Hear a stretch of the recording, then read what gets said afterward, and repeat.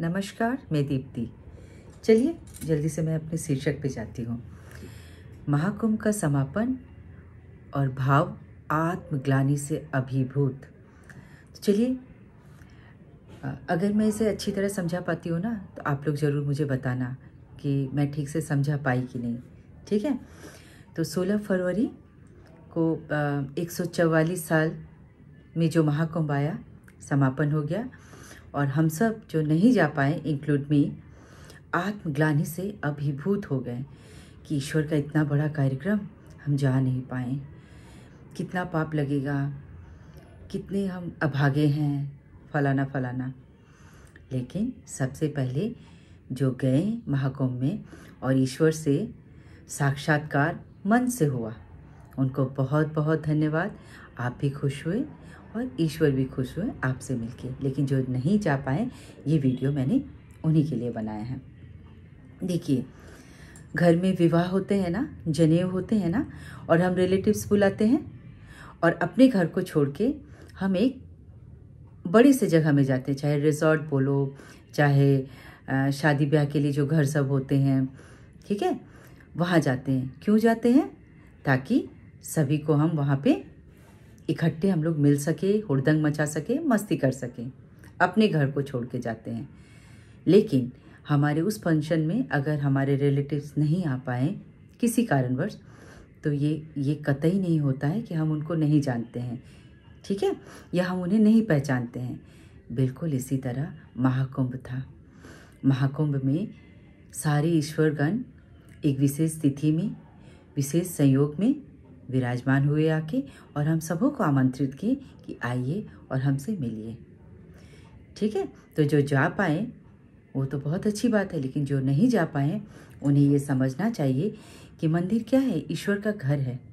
हम जब किसी नई जगह में जाते हैं और वहाँ पे मंदिर होता है, तो हम ईश्वर के एक नए घर का दर्शन करते हैं। मंदिर में ही ईश्वर रहते हैं ऐसी बात तो नहीं है। सर्वव्यापी है ईश्वर और अदृश्य है। ठीक है। हम कोई नहीं देख सकते उन्हें। और सनातनों में तो ईश्वर कहाँ कहाँ है, क्योंकि जितनी खुदाई होती है हर जगह हमारे ईश्वर निकलते हैं। राइट। हम लोगों ने, आपने, हमने अपने घर में भी ईश्वर को एक जगह दे रखी है अपने सामर्थ्य अनुसार। बट ईश्वर क्या उसी घर में रहते हैं? हमारे आस पड़ोस सब जगह ईश्वर रहते हैं। तो आज मैंने ये वीडियो उन्हीं लोगों को समझाने के लिए बनाया, मैंने खुद को भी समझाने के लिए बनाया कि अगर हम नहीं जा पाएँ तो ईश्वर का तो जब हम ईश्वर के घर जाते हैं, ईश्वर से मिलने के लिए मंदिर में जाते हैं, एक नई जगह में जाते हैं, तो हम बड़े खुश होते हैं कि अरे ईश्वर का एक नया घर मिला, यहाँ पे भी ईश्वर विराजमान है, मतलब मंदिर है। ठीक है। तो अब हर घर में ईश्वर को, अलग अलग घरों में जाके ईश्वर से मिलना, सारे ईश्वरों के लिए अलग अलग घर जाना पड़ेगा।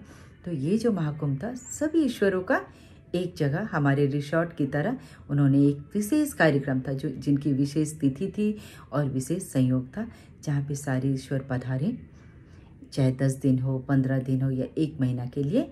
और वहाँ पे सभी लोग आमंत्रित थे कि आओ, सारे लोग यहाँ पे आओ, माँ गंगा में स्नान करो, मन मन में हमसे साक्षात्कार करो, अपने सारे प्रॉब्लम्स बताओ। इसका मतलब ये कतई नहीं है कि जो नहीं जा पाए उन्हें ईश्वर नहीं पहचानते हैं। हमें भी ईश्वर पहचानते हैं। ठीक है। ईश्वर ये नहीं सोच रहे कि अरे जो मेरे यहाँ पे नहीं आया मैं तो उसे नहीं जानता हूँ। ईश्वर हमें भी पहचानते हैं। बस फ़र्क इतना है कि ईश्वर के एक विशेष कार्यक्रम में हम सब जो नहीं जा पाए, वो शामिल नहीं हो पाए। इसमें आत्मग्लानि की तो कोई बात नहीं है। और माँ गंगा का कहना है कि जो इस विशेष स्थिति में हमारे यहाँ पे स्नान किए, माँ गंगा तो वापस उसी स्थान पे ही रहेगी, ये इस स्थिति में ना। फिर आप जब समय हो तब जाके आप स्नान कर लो। और माँ गंगा में स्नान करने का मतलब ये बिल्कुल नहीं है कि हम अपने पाप धुलने जा रहे हैं, क्योंकि हमें अपने कर्म को देखना है। अगर हम माँ गंगा में स्नान करने के बाद वापस अपने उसी कर्म में आ जाए जिसकी कोई क्षमा नहीं है, तो फिर गंगा में स्नान करने का मतलब ऐसा नहीं है। अपने कर्म पे ध्यान देना है। ठीक है, कि जो आज गलती की वो मैं कल ना करूं। तो जिन्होंने गंगा में स्नान नहीं कर पाए, वापस आप महाकुंभ के समाप्त होने के बाद भी आप माँ गंगा में जाके स्नान कर सकते हो, और उतना ही माँ गंगा आपको पुण्य देगी। तो ईश्वर का मेरा मतलब यही था आज ये वीडियो बनाने का कि महाकुंभ में हम उपस्थित नहीं हो पाए तो किस बात की आत्मग्लानि? बिल्कुल आत्मग्लानि नहीं।